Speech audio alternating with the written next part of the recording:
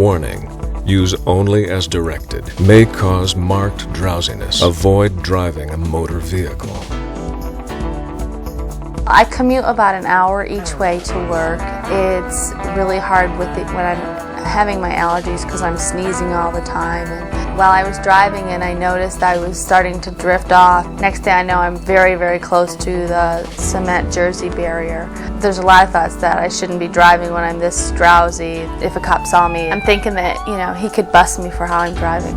Show me a person that is not either using alcohol or a prescription drug of some sort or some sort of over-the-counter medication or aspirin or Tylenol or whatever. So we're talking about a large percentage of our population that uses these types of substances each and every day. It's something everyone can relate to, like alcohol, because everyone takes different types of medications. People used to say, oh, it's no big deal, I'll make it home from the party, I can handle it. Many people think that now with the prescription medications they take. The automobile, the truck, the vehicle out there is in fact a weapon.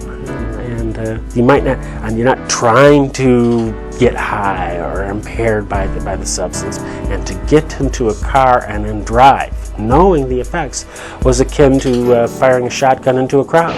A Muni operator in San Francisco who got into an accident basically falling asleep, saying he'd taken several allergy pills earlier in the day.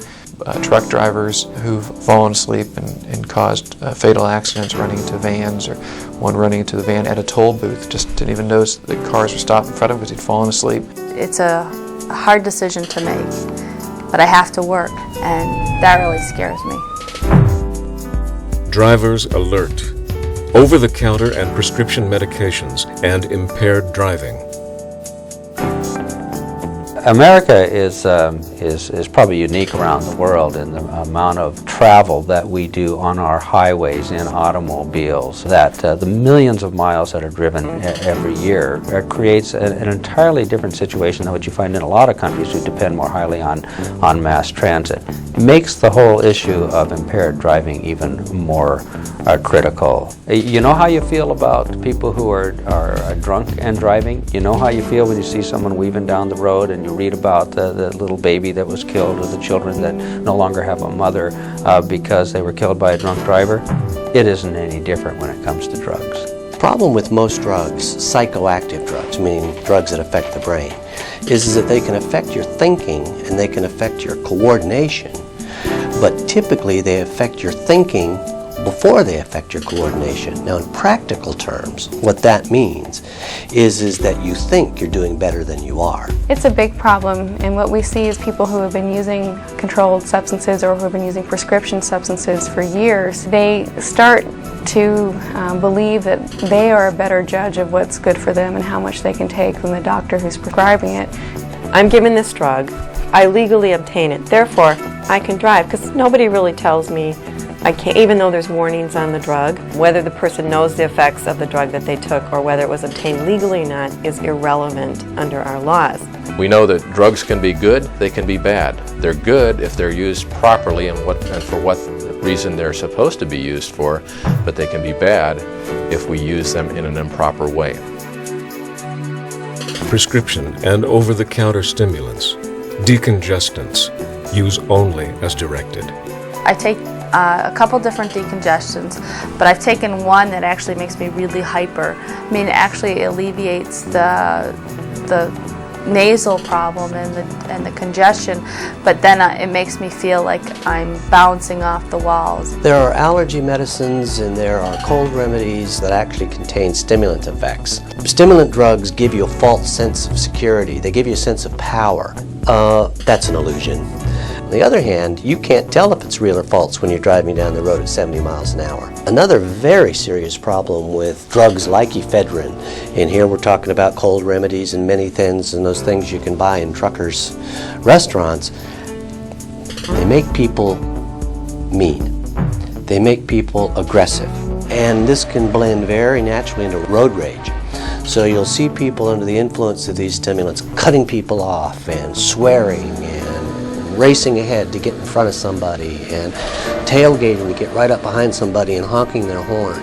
Keep in mind that ephedrine is only one chemical step away from methamphetamine, which most people would recognize as a very dangerous stimulant drug of abuse.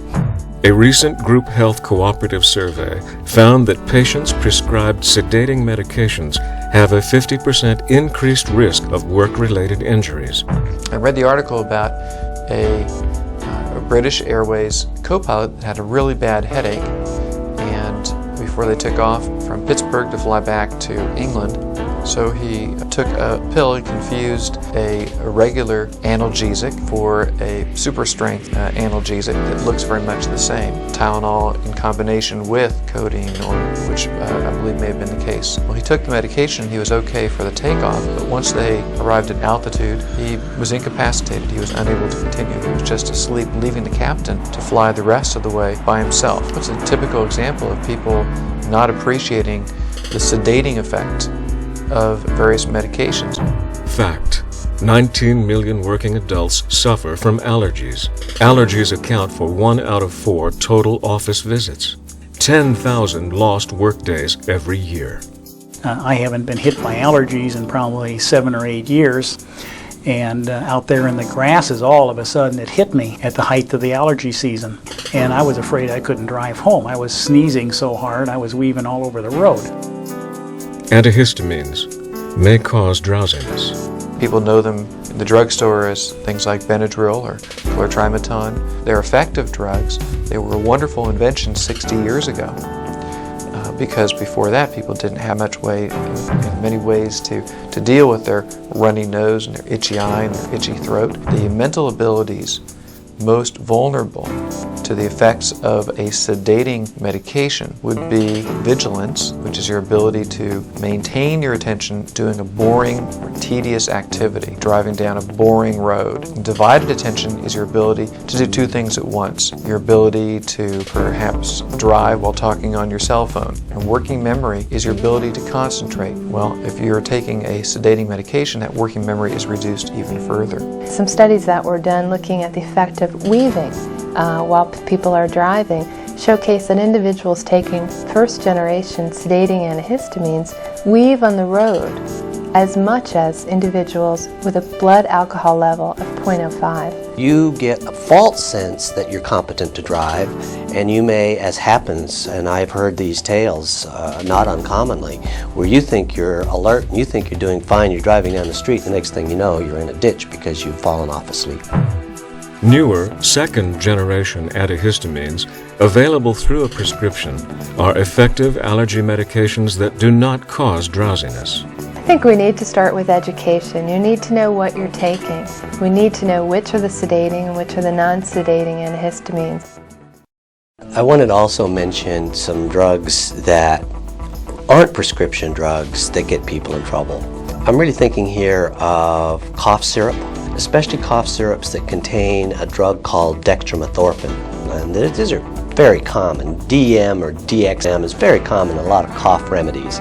It's related, interestingly enough, to the narcotics. When they're under the influence, they tell you that they believe no one can recognize they're intoxicated.